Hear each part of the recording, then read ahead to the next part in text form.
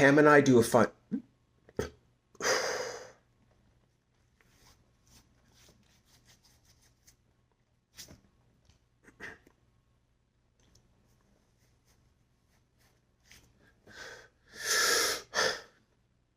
Pam and I do a final polish on BK Lounge and give it to a friend of mine for notes. My friend loves it and tells us she wants to send it to some agents. We agree, and a few weeks later, my friend calls me to tell me that this major agent at a big agency wants to go out with it as a spec. I'm psyched, and it's perfect timing because Pam is between agencies, meaning she can do whatever she wants. The way these things work is if this guy sells the script, he'll get his 10%, and Pam will or won't sign there. There's no obligation. And if it doesn't sell, well, Pam's a writer on a hit TV show, meaning she's being chased by every TV agent in town regardless, so there's no downside for her. And I know there's no real writing partnership between us, no matter what Pam says about wanting us to work together. Pam has been working on her own in TV for years, and this script, BK Lounge, in some ways represents the last remaining dregs of the abhorrent Matt and Pam. I'm aware that my friendship with Pam is somehow dissolving. Like, it feels like there's no reciprocity in our relationship.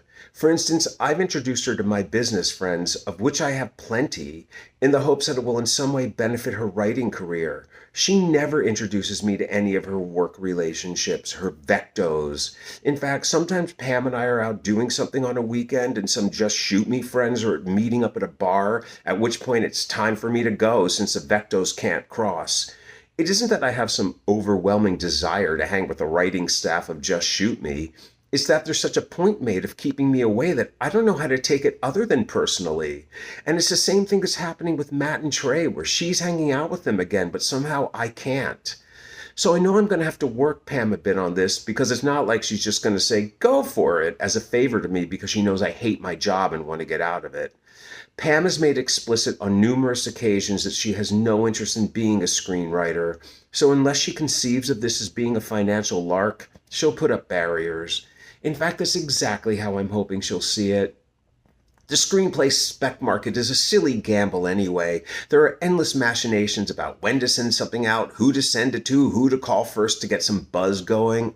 The whole thing is voodoo, and either a script sells really quickly, like within a few hours or a few days, or not at all, or it magically recurs a year later and sells, or 10 years later. There's no discernible logic.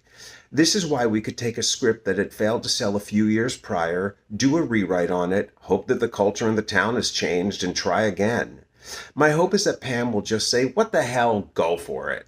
The odds are that nothing will happen just like last time, and if it does, well, that's a rich man's problem we'll deal with then. I call Pam and tell her about the agent. She isn't thrilled.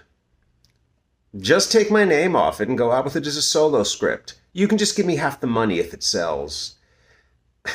Well, it's a little late for that. What am I supposed to tell the agent? Oops, I made a mistake on the cover page and I really wrote this whole thing myself? And then he'll, what? Go ahead and risk his reputation by knowingly lying to everyone in town about the authorship? You know he'll just dump it. Well, I don't want to do it. I'm writing on my own now and I don't want to be perceived in the feature world as being in a writing partnership. So that's that. I'm kind of angry. There's no compromise here. A script I invested time into, in which Pam and I polished together, and which we gave to my friend. So that's that. I'm kind of angry. There's no compromise here. A script I invested time into, and which Pam and I polished together, and which we gave to my friend who told us she was sending it to agents, so what did Pam think was going to happen, is losing a chance at selling because of Pam, and she has made zero effort to make sure the friendship is okay. But I tell myself the problem is me, my outsized and unrealistic expectations of other people, and I call the agent and tell him no thanks. Mitoyan called me into his office. He looked different than I expected. He didn't seem angry. He looked more hurt and at a loss. So I hear you've been telling people you're not happy with the way I've been running the company. That's true. So what is it exactly you're unhappy with? My very first week at HBO years earlier had been at a corporate retreat in Palm Springs, and they had brought in outside speakers to talk to us, one of whom was Ralph Nader. Nader was talking about Bill Clinton and saying how Clinton, by not standing up in the face of opposition, had appeared weak and thus opened himself up to attack. Weakness invites aggression, Nader said. Weakness invites aggression. Well, it's really frustrating that you can't seem to make a decision. Uh-huh. I mean, you're not buying anything, and the stuff you are buying is okay. You treat staff meeting like it's a joke, but it's really the only time all the division heads are together in one room talking about each project. It's really important, yet it doesn't seem to matter to you. Okay, I can see that. And this whole process with breast men has been incredibly frustrating. How so? Because every little thing seems to set you off. You see a costume you don't like, and it all becomes this huge drama. And what's really offensive about it is that Ellen and I are intimately familiar with the script. We've been developing it for years, yet it's like you think we're idiots who don't know what we're doing and are incapable of thinking through a costume choice. And I guess what I'm saying is that you get all head up about the small stuff, but the big stuff, buying, greenlighting, corporate mandate, doesn't seem to matter to you.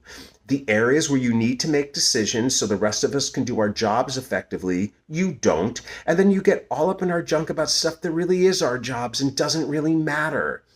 You're leading a group of people. You need to make decisions. Like this thing you do where everything has to be run by Jeff Bewkes. If Jeff is the one making the decisions, then cut yourself out of the loop and let us go to Jeff directly. You're supposed to be the end of the line, but instead you become this impediment to getting to the end of the line. So, yeah, I guess I've been telling people this stuff. It's annoying. Look, John, I like you. You're nice, you're smart, but you're really difficult to work for. I'm just being honest.